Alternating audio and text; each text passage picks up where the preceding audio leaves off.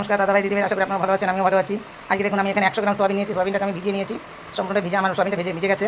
এখন এই সয়াবিনটা দিয়ে এখানে আমার দুটো পাকা আম নিয়েছি, এটা গাছ পাকা আম আছে, আর দুটো ডিম নিয়েছি। এটা দিয়ে আমি একটা নতুন করে রেসিপি করবো, সেটা আপনারা দেখতে থাকুন। কিন্তু আমদের কিন্তু আচারের আম, এই আমদের একটু আনারস টক হবে। আনারস টক বলে আমি করবো, আমাদের শক্ত আছে, একদম গ্যালগ্যালে নরম হলে হবে না, গাছ পাকা আম আছে। এই আমদের দিয়ে আমি এই সয়াবিন দিয়ে একটা নতুন রেসিপি করবো, আপনারা শুধু দেখতে থাকুন আমার রেসিপিটা। আমি সয়াবিনটাই যে আমি বেস্ট করে নিয়েছি, এর ভিতরে যে আমটা দেখেছি আমটা আমি বেস্ট করে নিয়েছি, আমটা দিয়ে দিলাম। তার ভিতরে দুটো আমি ডিম দেখেছি, ডিম দুটো আমি দিয়ে দিলাম ভিতরে। এটার ভিতরে আমি একটুখানি কর্নফ্লেভার দেবো 1 চামচির মতো। এখানে আমি স্বাদ মতো লবণ দিয়ে দেবো। এখানে আমি 1 চামচি দিয়ে দেবো ধনের গুঁড়া, 1 চামচি দিয়ে দেবো আমি জিরার গুঁড়া। এখানে দিয়ে দেবো একটু হলুদ। আজকে কিন্তু আমি এটা নিরামিষ করবো, আর যা যা মশলা দেবো সেই মশলাটা আমি দেখিয়ে দেবো। রান্নার সঙ্গে যে মশলা দেবো সেই মশলাটা আমি দেখিয়ে দেবো।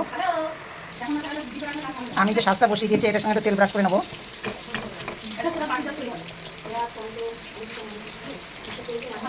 আমি একটু সাদা তেল ব্রাশ করে নিচ্ছি এটার সঙ্গে। এখন এটা আমার গরম হয়ে গেছে, এখন আমি দিয়ে দেবো।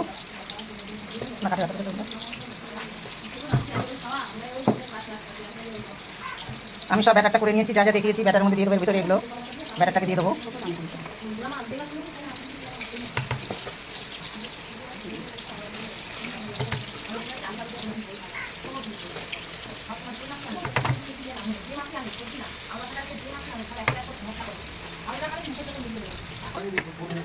কিচ্ছু দেখা যায় না। আমি এখানে করে ডালের বড়ি ভেজে নিচ্ছি।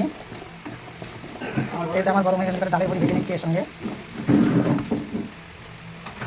আমি প্যানটার মধ্যে তেল দিয়ে দিয়েছি, আমি যা বড়াটা ভেজেছি, বড়ি কটা ভেজেছি, তার ভিতরে আমি সেই তেলটার মধ্যে এখন এর মধ্যে ফোড়নে দিয়ে দুটো তেজপাতা, একটু জিরা, দারচিনি, এলাচ ফোড়নে দিলাম। এর ভিতরে যে আমি মশলাটা দেবো, এখানে আছে চালমগজ, পোস্ত, দুটো কাঁচা লঙ্কা আর আদা, এখানে 4 রকমের আছে। এখন মশলাটাকে আমি ভেজে নেব। এর ভিতরে আমি জিরার গুঁড়া, ধনিয়ার গুঁড়া, হলুদ, লবণ দিয়ে দিয়েছি। এখন এর ভিতরে দিয়েছি আমার মশলাটা আদা ভাজা হয়েছে। এখন আর একটু মিনিট 5-এর মতো আমি ভেজে নেব মশলাটাকে। মশলাটা আমার ভাজা হয়ে গেছে, আমি দিয়ে দেবো কিছুটা জল। এখানে গরম জল করছি, ঢাকা জল, একদম গরম জল।